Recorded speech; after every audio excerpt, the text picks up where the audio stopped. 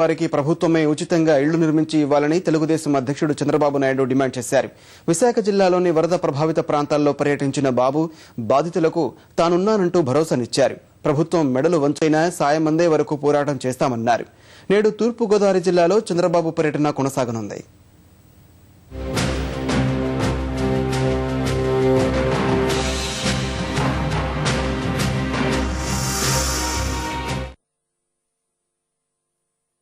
అడుగడుగునా బాధితులకు బాసటగా నిలుస్తూ విశాఖ జిల్లాలో తెదేపా అధినేత చంద్రబాబు చేసిన పర్యటన ముగిసింది. వరద ప్రభావిత మండలాల్లో పర్యటించి బాధితులను పరామర్శించిన ప్రతిపక్ష నేత తానున్నానంటూ వారిలో ధైర్యం నింపారు. అనకాపల్లి, రాంబిల్లి, మునగపాక, యలమంచిలి, అచ్యుతాపురం, ఎస్ రాయవరం, నక్కపల్లి, పాయకరావుపేట మండలాల్లో పర్యటించి పరిస్థితిని సమీక్షించారు. మునగపాకలో చెరుకు రైతుల సమస్యలను అడిగి తెలుసుకున్న ఆయన తిమ్మరాజుపేట, ఎర్రవరం, ఉప్పవరంలోని చేనేత కార్మికుల సమస్యలను విన్నారు.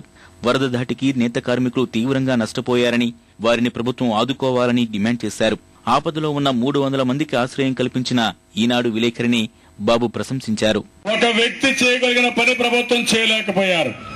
దానికి కారణం అధికార యంత్రాంగం అసమర్థులు కాదు. 99లో శ్రీకాకుళంలో తుఫాను వస్తుందన్నారు. నేను ఆ రోజు అధికార యంత్రాంగాన్ని అప్రమత్తం చేశాను. యంత్రాంగాన్ని ఒరిస్సాకు పంపించి పూర్తిగా అక్కడ ప్రజలను ఆదుకున్న ఘనత ఒక్క తెలుగుదేశం పార్టీకి దక్కింది.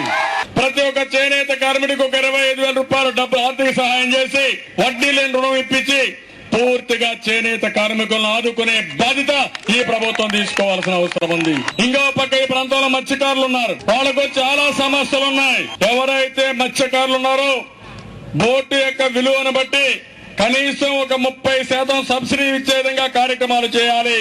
లేకపోతే ఏ మత్స్యకారుడు బాగుపడడు. మునగపాకలో చెరుకు రైతులను పరామర్శించిన చంద్రబాబు నష్టపోయిన రైతులకు హెక్టార్కు 50,000 చొప్పున పరిహారం ఇవ్వాలని ప్రభుత్వాన్ని డిమాండ్ చేశారు. వరి రైతులకు 20,000 రూపాయల పరిహారం, బోట్లు దెబ్బతిన్న మత్స్యకారులకు 30% సబ్సిడీ ఇవ్వాలన్నారు. యలమంచిలి పట్టణంలో వరదలో చిక్కుకుని ఇంట్లో సామాన్లు పోగొట్టుకున్న ఓ యువతికి 10,000 రూపాయల ఆర్థిక సాయం అందించారు. వరదల్లో సర్వస్వం పోగొట్టుకున్న పేదవారికి ప్రభుత్వమే ఉచితంగా ఇల్లు నిర్మించి ఇవ్వాలని, వారికి పరిహారం అందే వరకు పోరాటం చేస్తామని చంద్రబాబు పునరుద్ఘాటించారు. పేదవాడికి 50 కేజీల బియ్యం ఇవ్వాలి, వస్తువులు కొనుక్కోవడానికి 2,500 రూపాయలు ఇవ్వాలి, 5 లీటర్ల కిరసనాయిలు ఇవ్వాలి.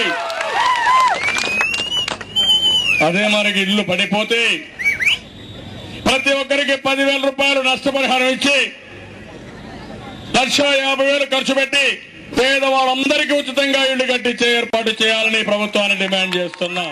విశాఖ పర్యటన పూర్తి చేసుకున్న చంద్రబాబు ఇవాళ తూర్పుగోదావరి జిల్లాలో అడుగుపెట్టనున్నారు.